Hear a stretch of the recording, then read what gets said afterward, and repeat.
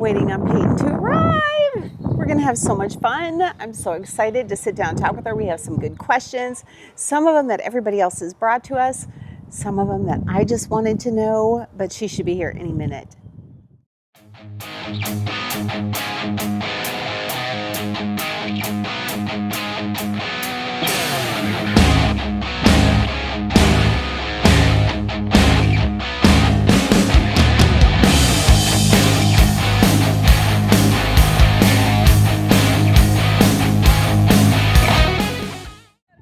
You made it safe and sound. All right, cool. Where do you want to go? I was wanting to go up there, but he's making all kinds of crazy noise. Anywhere. It's probably nice in the sunlight if you're taking video, but if you're just taking audio, it's kind of wherever you Nope, want. we're doing video, girl. All right, cool. I do video. All right, I brought you some goodies. Oh, wow. There's some great. stickers, Thank you. all That's of this awesome. stuff in there. Cool. There's t-shirt, there's all the good stuff for you. That's so, great. yeah.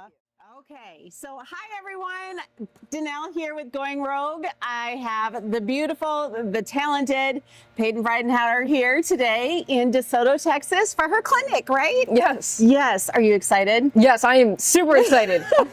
And you said you have, 16 riders today? Yeah. Yeah?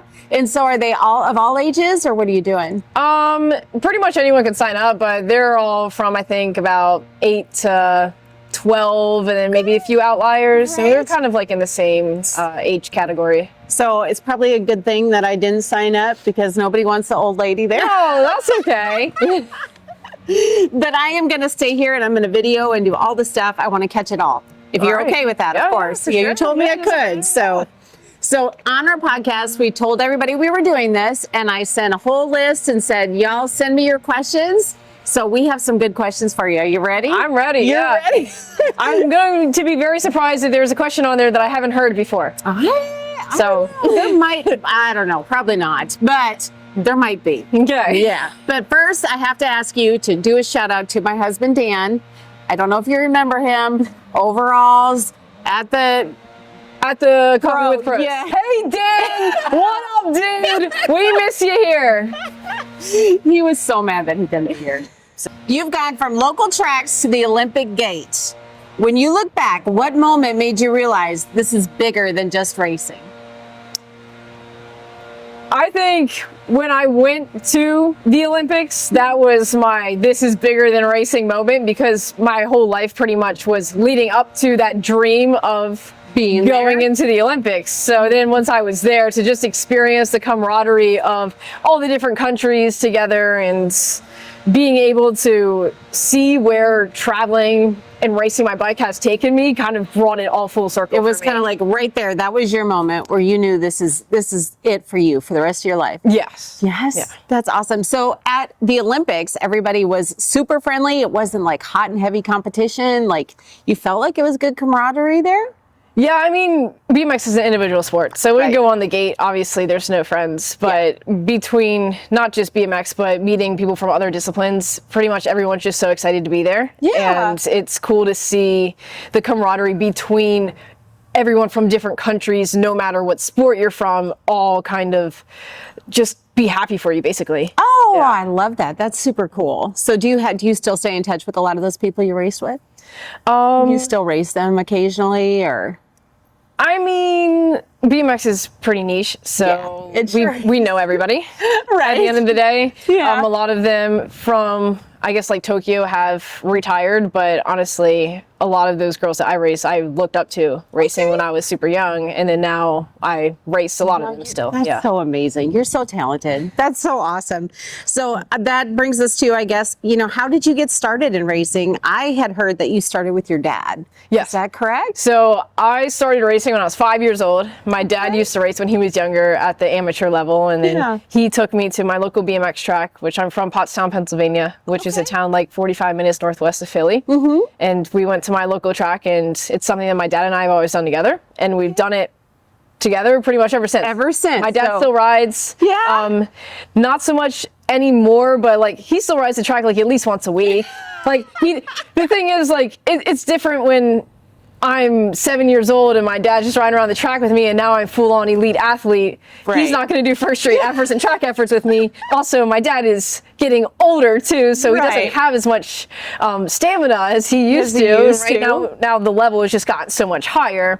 But regardless, my dad, he's pretty much at every single one of my track sessions. Oh, I love that. So you have a great relationship with your parents then. Yes. I loved seeing you in Houston where you were like, Mom and Dad are my sponsors. That was like, I'm telling you, for all of our viewers, that was like a breaking moment. Like everybody was like, we love her. We love her. So that's super cool. Well, my parents have done everything for me. Like they've sacrificed everything for me. I don't have any siblings. Oh, you don't? You're a single child? Yes. So it's just me and my parents. Yeah. And my dad and I have done BMX ever since I was little, and my mom always comes along to the nationals. We travel in our truck or our van, go overnight. We'd travel, I'd sleep in the back seat, and my dad would drive with my mom in the front, and we'd pull up to the nationals for the weekend. Sometimes we camp out in the van. Yeah.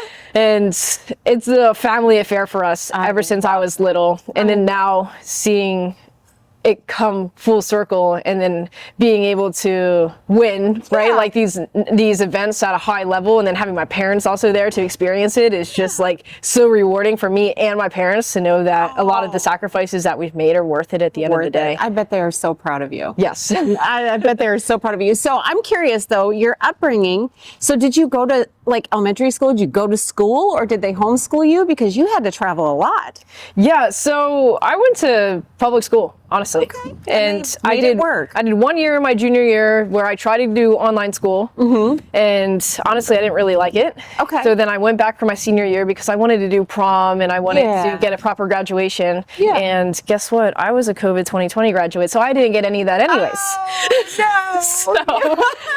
So really, like, I was online anyways when I came back. But yeah, like, my school was really nice about letting me miss more days than So they were okay. Your parents didn't get in trouble for all that truancy crud and all that stuff. They told me as long as I kept my grades up, I'm good to go. You're good to go. And that was up in Pottsville? Pottstown, Pennsylvania. Yes. Pottstown. Okay, so that's where you went to school. You now live in Oklahoma though, right? Yes, I do. Yes, you do. Over by Hardesty, is that where you're racing all the time? Yeah, I'm 10 minutes away from Hardesty. My parents moved there with me. Ah, I love that. I love that. 3 years ago, and we've been there in Tulsa ever since. Because being from Pennsylvania, there's a lot of weather there in the winter time. It gets cold, it snows, and if I want to pursue BMX at the top level, we're going to race on the Supercross level tracks, which has all the World Cup events on it, all of the Olympic events on it, and a lot of qualifying events, or if not all of them for the Olympics. So my closest hill was in Rock Hill, which is 9.5 hours away from Pennsylvania. 9.5 hour drive. So my parents and I would take Friday, go down there. I take off school. We'd practice Friday night, stay overnight, practice Saturday morning, drive home the next day. So did they always know that you were going somewhere with this, or was it just a love that pushed you? Like, they just said, she loves it, we're going to do it? Or did they really see something where they felt like this is where you needed to be? Because that's a hard thing for a parent, you know, because you got to juggle work, you got to juggle school. And then sometimes traveling long distance, you know, is it really worth it to go for that one race? How did they know that this is where you were meant to be? I think at the end of the day, like, my parents see I'm putting in the effort and that it's something that I'm really passionate about. And if they can see that, then they're going to put all of their eggs into that basket to help me achieve whatever I want to. And that's my BMX dream. I want to meet your parents someday and tell them how awesome they are. That is, so you started racing at a young age. What kept you hooked early on? Like, what kept you into it? Didn't you ever get bored with it? So one thing I really like about BMX is that it's so versatile. Between location, tracks, conditions, the riders that you're competing against, it's pretty much always going to be different. Right. And not to dog on like a swimming, for example, but like at the end of the day, there's only so many things you can do. And of course you can like fine tune it, but I really like how ever changing BMX is. It is. It is always changing. So is there a track that you visited, like, that you just absolutely hate? Like, it's just hard, you just can't do much with it? Or have they all been challenging in their own way? No, I mean, there's a few tracks that definitely aren't my favorite, which is okay. I mean, at the end of the day, we're always going to have a track that we like, that you struggle with. Like, that we struggle with, or that we like better than others. I probably going to get some hate for this comment, but I do really like the Supercross tracks. Yeah. That is my favorite style track. Well, you're kind of like that at Olympic level, so you should be there. I love the Supercross hill, and it's kind of 50-50 on like people that like the Supercross hill. But you killed it at Rock Hill. We watched you. You killed it. Thank you. It was amazing. So I totally understand that. Yeah, but like, for example, when I come to these like amateur tracks like Desoto, it's really easy to learn these tracks because I ride those Supercross level tracks all the time because they're such bigger in scale and more challenging. Right. So then when I come and ride these amateur tracks, it's kind of just clicks super easily, and there's not really anything that I'm scared of or something like that. It's like, oh, this is easy. Do it. Yeah, gotcha. So you don't feel the pressure as much here. Right. Yeah. And you like to feel the pressure, don't you? Yeah, I'm someone who definitely performs better under pressure. Yeah. I can tell. I can just see it. But BMX is super competitive. It is. And it is. And it, like you said, it's a one-person sport. Yes. I mean, you can be part of a team, but it's up to you how you do. Right. How you perform. Yep. I get it. So, have you been asked these questions yet? Every one of these you've been asked? Yes. Dang it. We haven't found one yet that we haven't. Okay. So for people who don't know you yet, who is Payton Ridenour off the track? What do you do when you're not BMXing? So I actually have a lot of mini talents, I guess. Okay. I always like to learn new things. Yep. And one of my side quests I did a few years ago was learn how to solve the Rubik's Cube. So now, like, you can do that? I can solve the Rubik's Cube under 45 seconds. No, you cannot. Yeah. Reagan's going to be super jealous. Yes, she is. And then after that, I learned how to juggle, which now I have all the juggling tricks. Like, when I say like learn new things, I don't mean like just like learn it. Like, I want to actually like master it. Yes. So, besides that, I learned Spanish, so like I can fluently speak Spanish. That's super cool. Which I like to do because when I travel like different places to be able to use it is really cool. And I love to read. Okay. Well, I like to read. What kind of books do you read? I read psychology books a lot of the times, but I also love a good fantasy book. I am a Harry Potter fanatic. I can answer any Harry Potter trivia question that you throw at me. Like, no way. I know it. Yes, I will know it. Maddie, you don't got one? He is a huge Harry Potter fan. Yeah, I have the Trivial Pursuit. Like, I can run that. You can do it. Yes, I can run those questions down the board. I love that. We love Harry Potter at our house too, for sure. Yeah. Super cool. And yeah, I guess the last thing is I love hanging out with my dogs. Do you have dogs? Yes. What kind of dogs I have 3 dogs. Oh. They are my whole world. Yes. I have my Beagle Rocket, who will be turning 8 at the end of this month. Aww. I have 2 mini dachshunds, Boost and Turbo.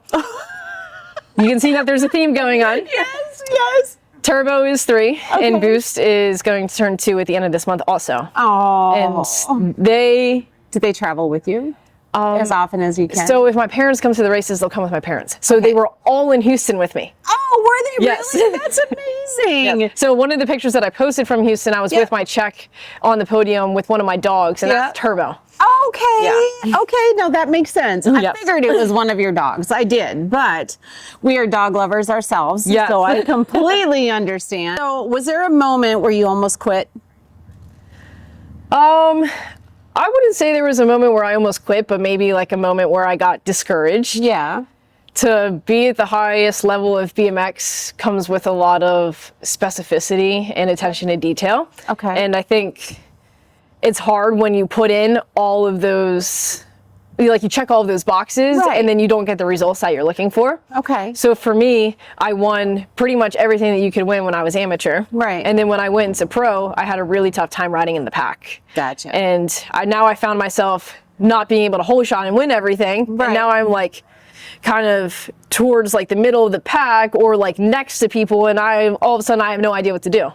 So that was a really big learning curve for me. And it took me about 3 years or so, like I'm still learning Right. about just racecraft and It's riding like in the pack, and it's completely different than anything that I used to do. Yeah. So I would say there's been like times that I've gotten discouraged because I know that I put in all of the work outside of the racing, and then when the racing comes, sometimes I wasn't making the right decisions, and then it Right. would put me in a bad position, then I wouldn't get the results I was looking for. Which makes sense. Yeah. Which makes sense. So you never really wanted to quit though, right? Or No. did you really think, were you kind of iffy at that point in time? I mean, at the end of the day, like I've had this conversation with my coach before where, for example, it might be windy at the race. And I say, I don't really want to race today. And she says, well, that's your choice. Like, you don't have to race. But then right when she says that, I'm like, well, I kind of want to race.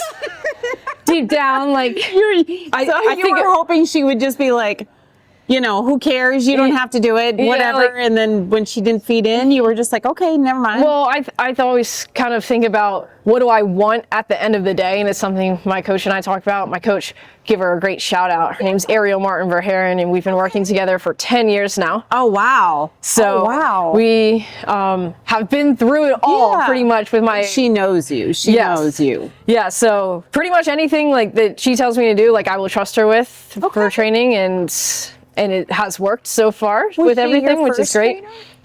I've like worked with a few trainers throughout the years, but no like formal coaching. So she's like Okay. the first like formal coach that I've had. Gotcha. Yeah. And how did you find her? I used to be on the USA Cycling Junior Development team. Okay. And she was one of the coaches on the team. So then through that, I met her. Okay. And then even after that team dissolved, and we've just stuck together ever since. You just, Yeah. you were 2 peas in a pod. Yes. Gotcha. But like going back to the question, what we talked about is basically she says, well, what do you want at the end of the day?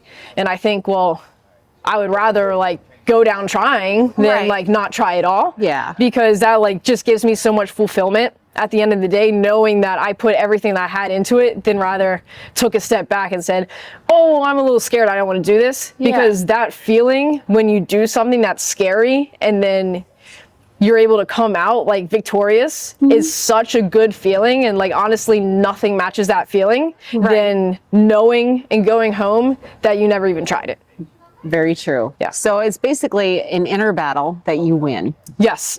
I Yes. love that. That is fantastic. That's a great motto to live by, like across the board. Yeah. I mean, it is. You just have to try. If you don't try, you're never going to win. Right. I just don't like that question of like, what if? I don't want there to be any what ifs. Right. Yeah. You don't want to have any regrets. Right. Exactly. I love it. Goes through your head sitting on the gate at the World Cup or the Olympics. When you're on that gate and it's such a high stakes race, what are you thinking about? Are you thinking? Yeah. So this is something that I've really tried to figure out over the years because it's different for everybody. Yeah. You can't just tell someone, oh, well, just turn your brain off. Yeah, that don't work. for me. Because it's not going to work. And some people are able to flip that switch, but you have to figure out what makes that switch flip for you specifically. So for me, I used to have lots and lots of nerves. Okay. And I still get nervous. Everybody gets nervous. Yeah. But I think it's really important to remember that every single person on the gate next to you is also nervous. Okay. So that kind of puts you at an equal playing field and not say, well, this person's not nervous at all. Like, it's the World Cup final. It's like the Olympics. Like, of nervous. course they're nervous. They're nervous. So I think learning that and knowing that it's not just me and that everyone's nervous and then finding a way to channel it. So for me, I kind of like to think of, well, if I'm nervous, nervousness isn't a bad thing. No. It just means that you have extra energy in your body to prime you to get ready for whatever's coming. Right. So I kind of like to try to think of, I'm more ready because I'm nervous to perform. Oh, so when you're on the gate, you take those nerves and you just in your head tell yourself, I'm using this energy. Is that what you're doing? Yeah, pretty much. Like, Yeah. I'm saying, well, it's here, like the nerves are here, but let me just go have some fun. Right. Like, not ignore it, but just say like, oh yeah, like the nerves are here, but I already know how to do this. Yeah. I don't have to change anything. Right. I'm not going to try anything new right now. All I have to do is just chill out. Chill, at the end of the relax. day. Like, So basically, Just it's chill a out. relaxation technique. yeah. Kind of, yeah. Yeah. So what did you learn about yourself competing at that level? I mean, obviously you had to figure out that there's something about you that put you there. Yeah, I think what I've learned about myself over the years is that I pay a lot of attention to detail. Okay. So I'm always looking for, not at this point this 1%, but like that extra 0.1%, because at this level everyone's doing the same things. Right. Everyone's going to the gym, everyone's going to the track, but it's how much intensity are you putting into these sessions and what are you getting out of it? Right. For example, let's say I have first straights for the day. Mm-hmm. Let's say I have 8 first straights. Okay. And I do my workout and then I do all my efforts. I go home. That's it. So I would say, how do you get better from that if you don't kind of analyze in between and afterwards? And I do think there's a line where there's too much. A lot of people say like paralysis from overanalysis. Okay. Yeah. Like, where you overthink it so much. But like for me, if I'm going to do a first straight session, we'll film all the efforts. Mm-hmm. We'll look at the times and the videos in between. Okay. And kind of like look for like, oh, well, what could I have done in this situation? Or what could I have done differently to get closer to the gate? Or that was a really good one. What did I do that was good that time? Right. So you're constantly learning that constant from yourself. Feedback is what's really important to improve. Okay. And not just to go through the motions. So you have taken your attention to detail and turned it into a fast track learning machine. Yes. That's what you've done. Yes. I love it. Oh my goodness. So that's super cool. That's actually really great advice. What separates a good racer from an elite racer? Honestly, I would go back to exactly what I just said. Like, are you going through the motions and just ticking off boxes for what your training says for the day? Or are you actually putting that extra attention to detail in? Right. Yeah. Super cool. Well, they do tie hand in hand, don't they? That is perfect. Okay. Kind of talked about your training, but what does a typical training week look like for you? Like when you train, do you train every day? Do you train 3-4 days a week? How often do you train? So when we're in season, off season will look slightly different. We'll have some more gym workouts. We'll have longer sessions. Right. Maybe we'll be on the watt bike and it's more of conditioning. What is a watt bike? So basically, should I know that? It's just like a stationary bike that'll tell you how many watts you're putting out and how many revolutions per minute you put out. So it'll be more of like testing. Yeah. But you're also able to change the resistance on the side. Okay. So you can get in a full on workout. I gotcha. Too. I gotcha. So and it's also not a with Peloton then. It's very different. Yeah, but also like if the weather's bad, it's great for conditioning too. Right. So you don't ever have to miss something because of weather. Right.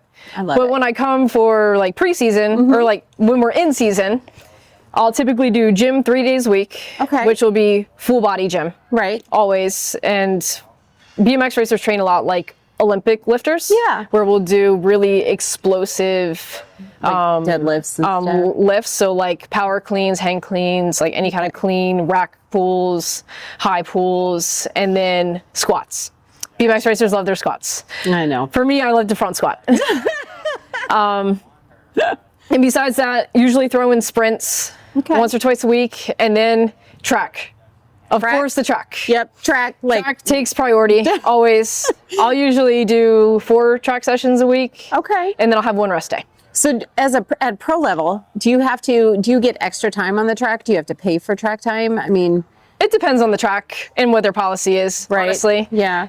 But typically, we'll practice anywhere from 2 to 3 hours. Okay. So I practiced here this morning and we rode for an entire 3 hours. Oh, I love that. Yeah. I love that. We like this track. It's a fun track. It is. It's a fun track. All right. If someone wants to get faster tomorrow, what's the first thing they should do? Tomorrow. If they want to get faster tomorrow. Honestly, I would say step 1 is set some goals. Right? So you're not going to be able to make any progress if you don't know what you want to make progress towards. Correct. So it goes back to setting maybe a short-term goal and say, this is what I want to do in a month or a week, and this is what I want to do in 6 months, and this is what I want to do in a year. And you don't have to pick one thing. You can make a list of a few different things. It could be based on times and say, if you have a timing system at your track, or if you have a certain number you want to hit in the gym and say, I want to squat this much for this many reps by the end of the month, and I want to get this full lap time or improve on my full lap time by like 0.2 seconds by the end of 6 months. Right. And it could be data driven, or it could be like skill driven. Like, I want to learn this new skill on the bike, or I want to do gym consistently 2 times a week for a whole month. Gotcha. Yeah. So when you set those goals for yourself, do you have to fight yourself to actually attain them?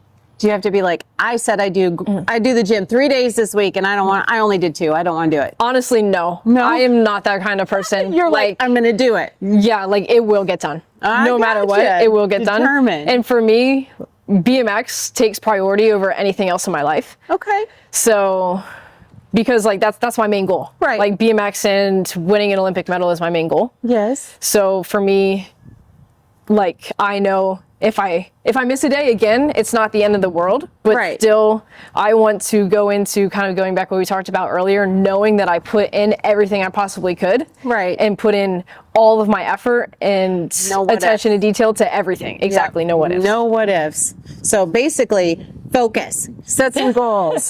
That's how you get faster. I am very like hyper fixated on that kind of stuff. So like, a lot of people aren't like that, and that's okay. Right. So I would say to like the typical person that like has goals and sets goals, it's okay to miss a day or something like that. But like me, like I like have zero tolerance with me, not with other people, but like for me when it comes to that stuff, just because I'm like, so you're just driven like that. You're just driven like that. That's what drives you. BMX drives you. Yes. What do you love the most about the BMX community? What do you love about it? Do you love the sport, or do you love the camaraderie, or do you like the combination?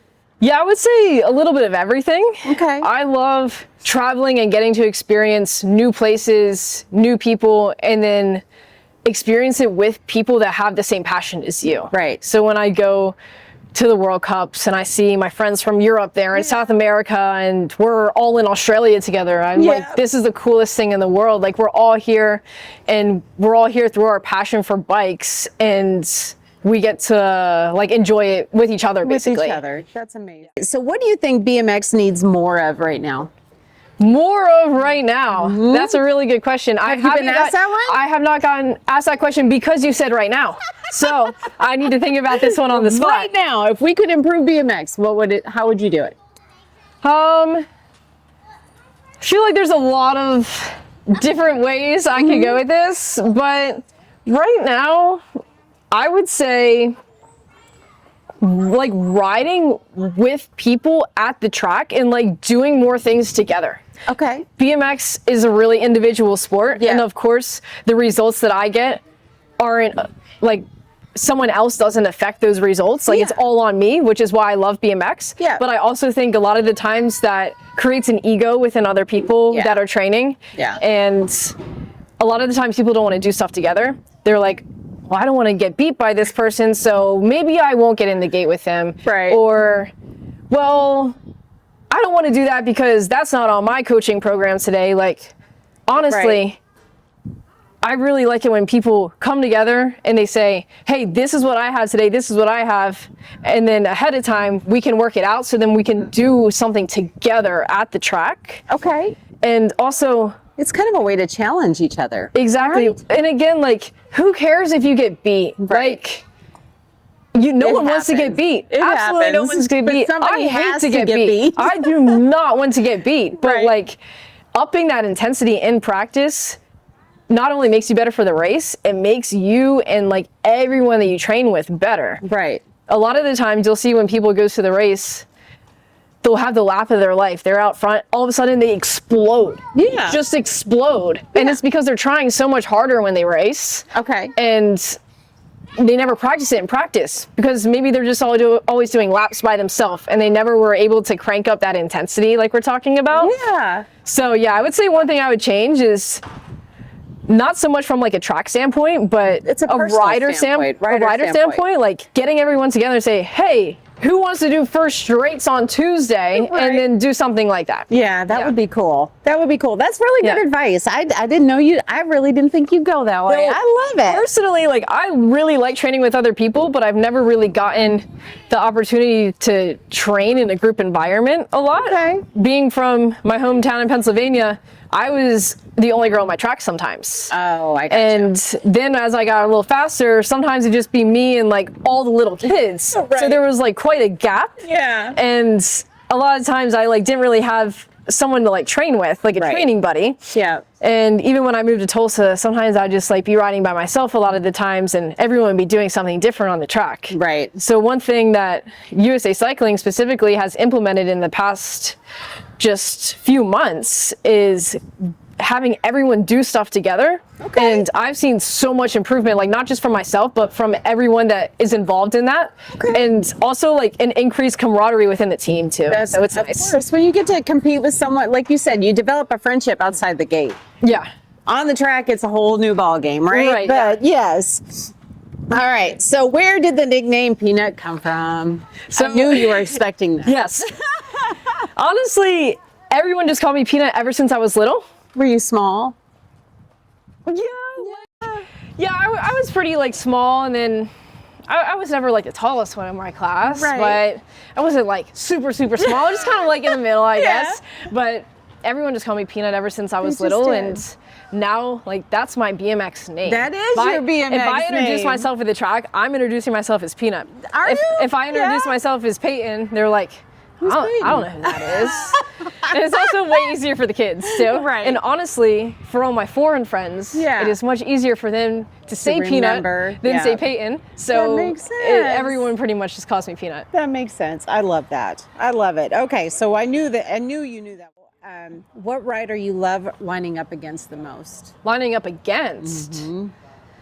I I'm guessing it's the one who probably challenges you the most. That's probably what I'm guessing. Yeah. I don't know. Honestly, everyone's like a little different, but I would say like at this point in time, the person who probably challenges me the most would be Molly Simpson. She's So good. yeah, She's I would good. say I would like lining up with her the most because like that's what's gonna make me better. Right? Yeah. I love that. I love that. I don't doing want to real line up good. against like anyone who I know.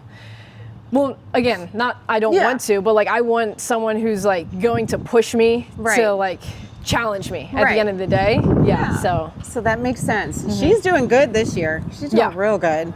You both are. All right. What would you tell the 10-year-old girl just getting into BMX? Because women in this sport we don't have enough of them. no, We do don't. not have enough of them. Yeah, I would say don't be intimidated, Okay. and also going off of that, I would say don't be afraid to try new things Right. or not do something just because you don't see any other girls doing it. Correct.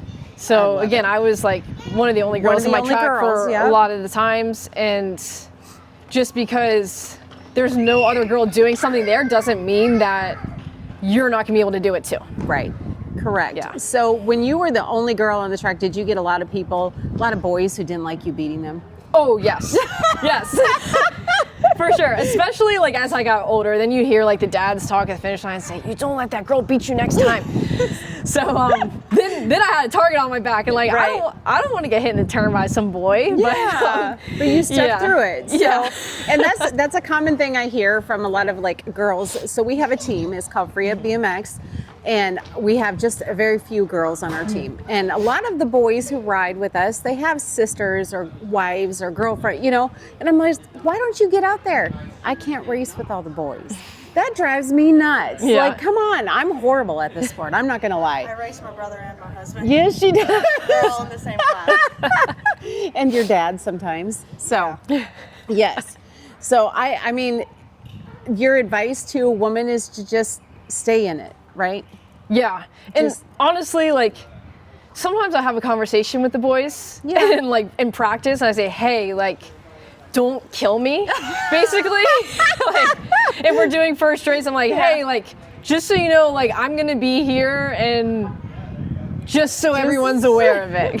And so you practice Yeah. with a lot of the guys and stuff then too, right? You practice Yeah, I with a try lot to of as men. much as I can. Yeah, because they push you. Yeah, for They sure. push you. Yeah. And do you get any of that kickback now that you're at this level? Do they kick back at all, being that you're a girl in the sport? I mean, you obviously don't really compete at the, Yeah, I mean, I wouldn't say so. I think at this level, like, everyone's pretty respectful. That's awesome. They just know you did the work. You're here. Yeah, and So. like, you try to like build a relationship with everyone. Like, you don't just like go in and you do first rates together. You like go in and you say like, hey, like, how's it going?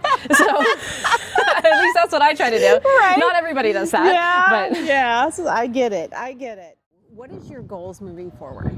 so right now, long-term goal is set on LA 2028, the Olympics. Okay. Yeah. Olympic qualifying will start for us on August 4th of this year. So Okay. it's coming up, but not quite. Yes. So yeah, I would say with that, qualifying for the games comes results at the World Cup level and Yeah. then UCI rounds, and then US BMX races don't count towards Olympic points, but still I'd like to do well at those. So Right. yeah, I like So once you meet that goal, what are you going to do? Because you're going to meet it. yeah, I mean Are you gonna? Well, you that think po- you'll get more into like the coaching side as you get past it, or are you just gonna? This is it. You want to race forever. well, LA definitely won't be my last games. Okay. So You're still so I was young. 19 in Tokyo. Yeah. And Paris, I didn't get to compete. I went as alternate. Right. But I was 22 in Paris. Okay. So for LA, I'll be 26. Yep. And then next time, I'll be 30. Right. And then technically, everyone racing now, I mean, Elise and Yeah. Lauren, they're going to turn 35 this year. Right. So exactly. technically, for the So next you've one, I'll be got 34. Lots of time to keep going. But that's not to say that I want this to happen. I want this medal to happen at LA 2028. Like this is like I want like the time is it's now. happening. Yes. It's happening. She's got goals. Perfect. Okay. So we're just gonna ask a question. You give it the answer without even thinking. Okay. Okay. I think I have like 15 minutes till the clinic starts, so this Yep. is perfect. So Fire we're rounds. almost done. Yeah. Gate 1 or outside lane? Oh man. One. 1. But Okay. that would not be my answer a year ago. Well, good. Would not be my answer a year ago, but now like I'm embracing lane 1, whether I like it or not. So I'm gonna say 1 for sake of like just It's putting it in my happening. brain. It's- Like you're it's gonna be happening. okay. Yeah. Yep. All right. Hype yourself up or stay calm. Hype myself up, I guess, but like hype myself up like I know this is fire round, but like hype myself up like on the way there, but Yeah. once I'm in the moment, like calm. Calm. So Yeah. you got both. Like you roll up so hype. And then once I put my helmet on, Zen mode. There you go. Yeah. There you go. All right. Pressure or excitement? Do you feel pressure or excitement? Excitement. Excitement. Rain race in the rain or blazing heat? Rain. I don't mind a rain race. I love the rain. I hate the as long rain. as the corners are gonna stick, I mean, I'm You're fine good. with that. Yeah, like rock hill in the rain, great. Great. Yeah, fine with that. All right. Same routine every time or switch it up? What is it referring to? I don't know. I have no idea. These were given to me. So if you had to keep the same, let's say track. Same routine, practicing the track every time, or mix it up? I'll say mix it up. Mix it up. But like as far as like training routine goes, like throughout the week, I'd stay the same. I like having a schedule and being like super organized. Yeah. But when it comes to like training like on the track or like in the gym, I don't like doing the same thing. I like mixing it up. You like? Yeah. But I like a long term Right. a long term routine, but Yeah. like short term mix it up. I got Yeah. it. So she Okay. left both answers. Yeah. There we go. I feel like I've said both to all of these answers so far. Trust instincts or stick to the plan? That's kind of Instincts. the same thing. Yeah, instincts. I would Okay. say instincts. Yeah? Yeah, like I don't know. I'm a firm believer in like Go with trust your your gut. instinct. Yeah, for Go sure. with your gut. I'm the same way. Morning person or night owl? Morning person for That's sure. my girl. Yeah. Yes. And that girl sitting over there, Lily Ashley, knows that better than anyone because we woke up about 5 a.m. for Rock Hill on Yeah. Sunday, and she was not having it. She was not. But She likes to sleep. But I woke her Yeah. up with a good morning sunshine, I and since love then it. she has She's not good. liked mornings even more. So Well, I already know the answer to this one. Coffee or energy drink? energy drink, Yeah. I guess, but like I'm fine with just water. Just- I'm dead serious. Like, She's, like, I do all not about the need health. anything to get going. I just wake I'm up. so I wake jealous. up ready to go. I'm so jealous. Wait till you have 4 kids. You might change your mind. Eat something in the morning. All right, sweet or salty? Sweet. Sweet? I love chocolate. Yeah, Oh, like for sure. I wish. I can't have it. All right. So that is all we have. I just want you to Okay. leave us with one final message to your BMX people. I guess my final thoughts are, I grew up in a small town and not a lot of people knew what BMX was, and I think it's really important for other people to know that just because everyone around you doesn't even know what anything is or necessarily like says that like you can make it to somewhere or not, it really doesn't matter at the end of the day. If you have a passion for something and you put all of your attention to detail on it and all of your drive and discipline onto your goals that you set, then you can achieve whatever you want to achieve. I love it. Good job, yes.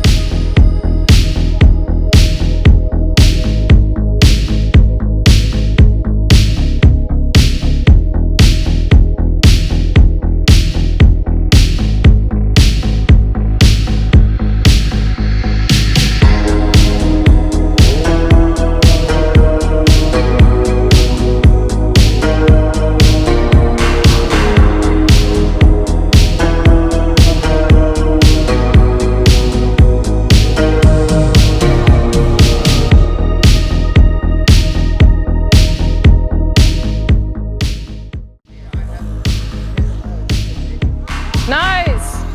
Did you see me on the table? I did, look good! We love Payton!